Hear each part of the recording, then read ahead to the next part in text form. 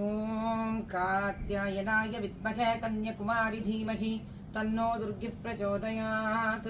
స్వాహా. ఇక రాజమౌళి గారు, మీరేదో దేవుడు అనేవాడు లేడు లేదా నేను నమ్మను, అసలు ఆంజనేయ స్వామి అనేవాడు ఉంటే కనుక ఇలా ఎందుకు జరిగింది, ఇలాంటి ప్రశ్నలు మీరు వేశారు కాబట్టి ఏదో కాస్త భక్తి మార్గంలో ఉన్నాను, ఒక చిన్న సలహా ఇస్తానండి. నచ్చితే తీసుకోవచ్చు, లేకపోతే వదిలేచ్చు, ఇబ్బంది ఏం లేదు.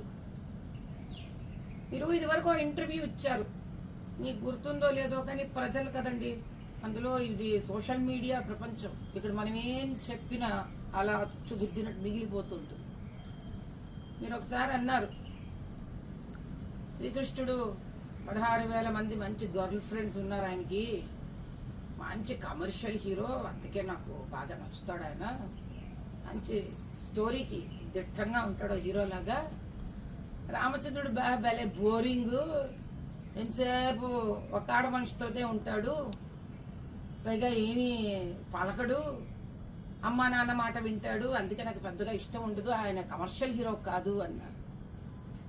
ఒకసారి ఆలోచిద్దామండి. కృష్ణుడి నుంచి తీసుకోవాల్సింది భగవద్గీతలో కొన్ని ఉన్నాయి. ఫలితాన్ని ఆశించి ఏది చెయ్యకూడదు, నీవు చేసే కర్తవ్యాన్ని నువ్వు చెయ్యి. అంత ఇష్టం ఉండిపోని 16,000 గర్ల్ ఫ్రెండ్స్ అనిపించుకున్నాడు మీతో. ఆయన పాప ఏం చేద్దాం, కలియుగంలో ఇలా ఇలా ఇలా ఇలా ఏడ్చింది మా జీవితాలంతా. పోనీ ఆ భగవద్గీత కృష్ణుడు చెప్పినవని నేర్చుకున్నారా? లేదు. ఏకపత్ని వ్రతుడైన రామచంద్రుడు కలియుగానికి ఆదర్శ పురుషుడండి.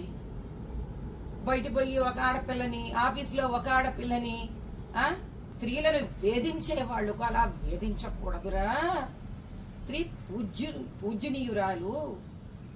ఏకపత్ని వ్రతంలో ఉండే ఒక గొప్పతనం దానికి ఉంది. తల్లిదండ్రుల మాట వినాలి. మాతృదేవో భవ, పితృదేవో భవ, ఆచార్య దేవో భవ.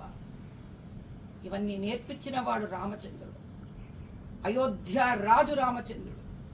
భారతదేశంలో సనాతన హిందూ ధర్మానికి పునాది రామచంద్రుడు.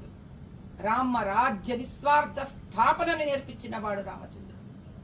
ఇవన్నీ వెళ్ళాలంటే భగవద్గీతలోని సారాంశం తెలుసుకోవాలని నేర్పించిన జగద్గురువు కృష్ణ పరమాత్ముడు.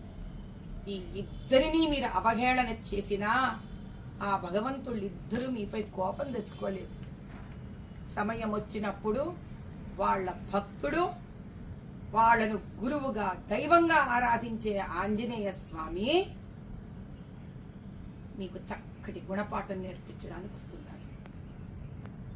జరిగితే డబ్బిచ్చిన దేవుడిని మీరు విస్మరించి ఆ దేవుడిని అడ్డం పెట్టుకొని చేసే వ్యాపారాన్ని గౌరవించకుండా, బోరు, ఇష్టం లేదు, ఇలాంటి పదప్రయోగం చేశారు కదా, అందుకు తగిన శాస్తి జవాబు ఆంజనేయ స్వామి ఇస్తాడు.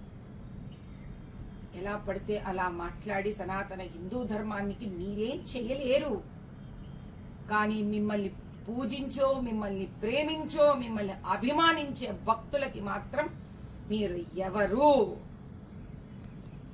అనేది మాత్రం తెలిసిపోయింది.